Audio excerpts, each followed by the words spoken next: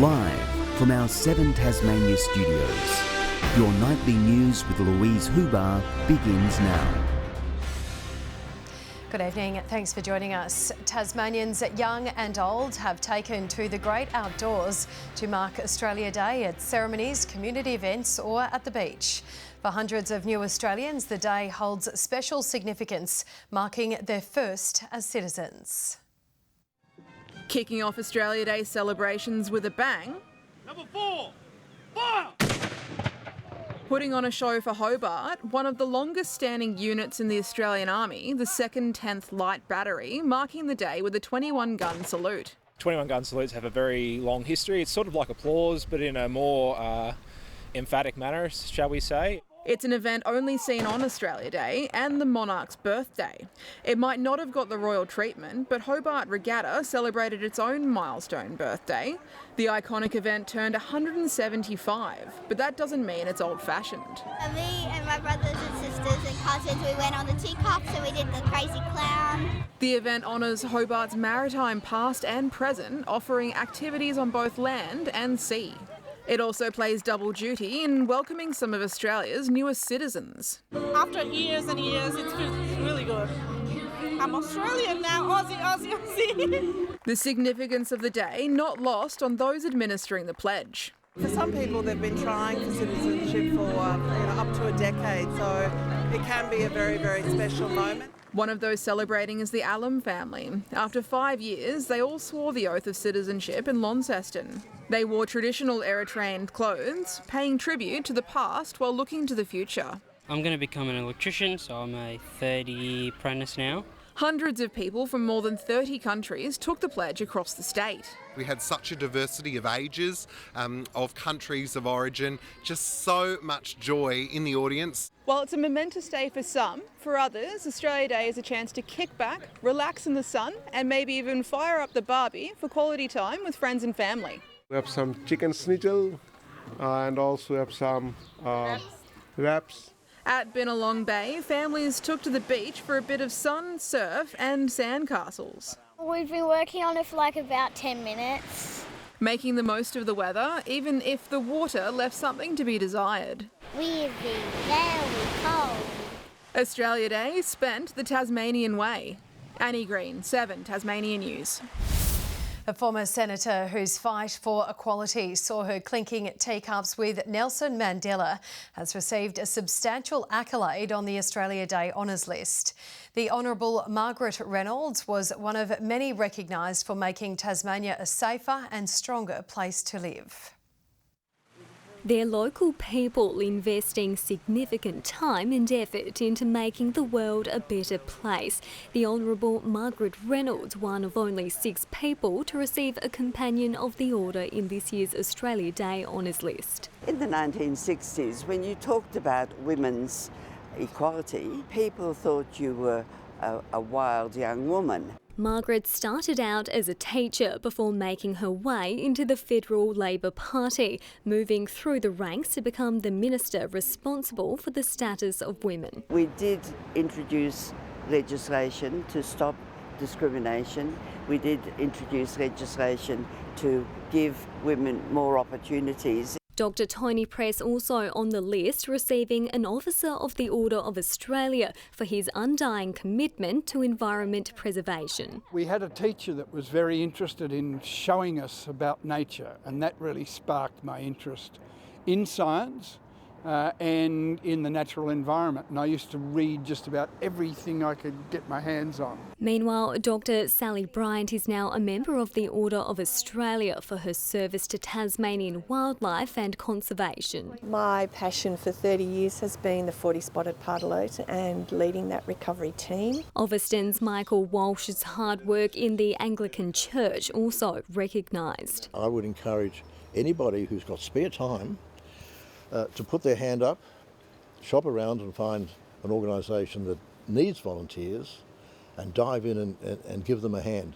and you'll find it incredibly rewarding. And Tasmanians in the corporate space have Sarah Merringworth to thank for dedicating decades to ethical governance. In any particular industry, there's legal and compliance issues that you've got to learn, so it's a complicated role, and to keep on top of it, you've got to work pretty hard. Also recognised for their role of leading Tasmanians through some of their toughest moments, Commissioner of Tasmania Police Donna Adams, the State Emergency Services Leon Smith and the Fire Services Neil Brusbank. Unless we have people speaking out and saying, hey, should we do this differently? Can we do better? Our society won't progress. Brianna Boylan, 7 Tasmania News. Meanwhile, a record number of protesters have packed Hobart's CBD to call for action on changing the date of Australia Day. Prominent Aboriginal Tasmanians shunned the national celebrations, urging decision makers to not ignore history. United in their pain and sorrow, January 26 comes as a source of hurt for First Nations people. We are here. We will fight. Pleas for change echoing through our capital city. This day is simply a stark reminder of the misery and devastation foisted on the Aboriginal people of this country. Marching the streets, an Invasion Day rally descended on the doorstep of Parliament. The celebration turned into one of Indigenous culture as a growing chorus of voices push to change the date. It's time for us to have a sensible debate about finding a new day for celebration. Children, elders and non-Aboriginal community members all turning out to speak up. If we're going to get treaty and we're going to get a voice, we need to do truth-telling. That passion separately displayed across controversial monuments, washed away as peaceful protesters passed by. We remember our old people whose dead bodies were dug up from the earth and sent to museums all around the world. A lone activist looking to disrupt, unable to shake the powerful display. That man should not matter. We are here, we are still fighting, and that is the only thing that matters. Just 50 Aboriginal youth started the conversation in Launceston back in 2004. Since then, Invasion Day rallies have garnered the support of thousands right across the state. It's wonderful to feel that you're at last part of a majority. I don't think it's a case of the Prime Minister being able to ignore any longer. Local establishments also showed their own display of support. The Royal Oak in Launceston among those opting to stay closed today, with the sentiment of advocates clear. We are still here and we are not going away. Always was, always will be Aboriginal land. Grace Evans, 7 Tasmania News. Turning to the day's other news now, and the good times will continue to flow with Bogues given a lifeline from the state government. $1 million support package will keep the doors of its visitor centre and brewery tours open, splashing a special bonus for Tasmanians. There's nothing more Australian or Tasmanian than Bogues, and for many beer lovers, it's a day to celebrate with a stubby. We've come to an in-principle agreement with Bogues to ensure that the employees keep their jobs, and this iconic tourism product is not only remains, but is in fact strengthened. And that's going to play a really important role, as it has done for many years, in showcasing the beer that we brew and the pride that we all have in that. Parent company Lion backflipping on its bombshell decision to call time on its iconic tours and close the doors of its visitor centre. The groundswell of community support that has wanted this decision to be reversed, and we welcome the government's investment into tourism, into the visitor economy here in Launceston. Fans of the brew are frothing, with Bogues back to business after receiving a $1 million support package from the state government. We grew up with it, and it's sensational to keep it open.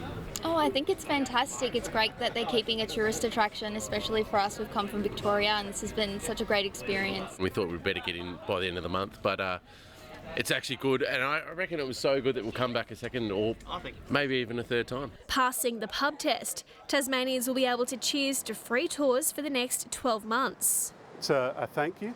I think it's a great way for us to reconnect with the people of Tasmania. and I think it's the right thing to do. The funding agreement between the state government and Lion will see the expansion of the tourist attraction while also supporting a targeted marketing strategy, breathing new life into its once iconic ads. Where are we going? See Jimmy. Well, Jimmy Douglas? No. Jimmy Smith? No. Well, we don't know any other Jimmys. Yes, we do. Who? Jimmy Bogues. An advertising blitz for the next generation of beer lovers to learn about Jimmy Bogues. McKenna Bailey, 7 Tasmania News. Concerns are growing for a missing yachtsman whose vessel stopped transmitting 140 kilometres off Tasmania's east coast last month. Peter Baggenstossis of Switzerland set sail from Hobart on December 1st, bound for New Zealand. Police are now urging anyone with information on the 80-year-old's whereabouts to come forward. A Launceston business has been left picking up the pieces after a truck caught fire in the property's warehouse in the early hours of this morning. The owner says while the fire was contained to the building's rear, the rest of the property has been affected by smoke damage. The damage bill is estimated at more than $200,000. We have some developing news now, and a 48-year-old man has been killed after losing control of his motorbike at Bakers Beach earlier today. Police say he was riding on a forestry trail near Browns Creek Road when he hit a tree. He died at the scene and investigations are ongoing. Tasmania's East Coast is about to cheer on its first women's football team. Those lacing up for season number 1 say it's a game changer as players no longer need to travel huge distances to be part of a club. On St Helens' glorious green, history is about to be made for the East Coast Swans, and first-time player Keely McLeod is eager to be a part of it. I think we'll go out there and we'll smash it. She's playing in the region's first senior women's team, having grown up with a footy in hand. When I was younger, I used to just kick the ball with Dad and whatnot, and I waited and waited and waited for years to get a team. Despite the Swans' huge catchment extending from Scottsdale to Triabunna, only now has the club managed to recruit enough players to field a side. It keeps communities together, from Bicheno to Pine Gunner, St Mary's, you know, all that area. It brings people together, and that's basically what it's all about. And it'll help keep them together as juniors no longer need to swap clubs once they reach senior level. Then I can look up to them and they can help me.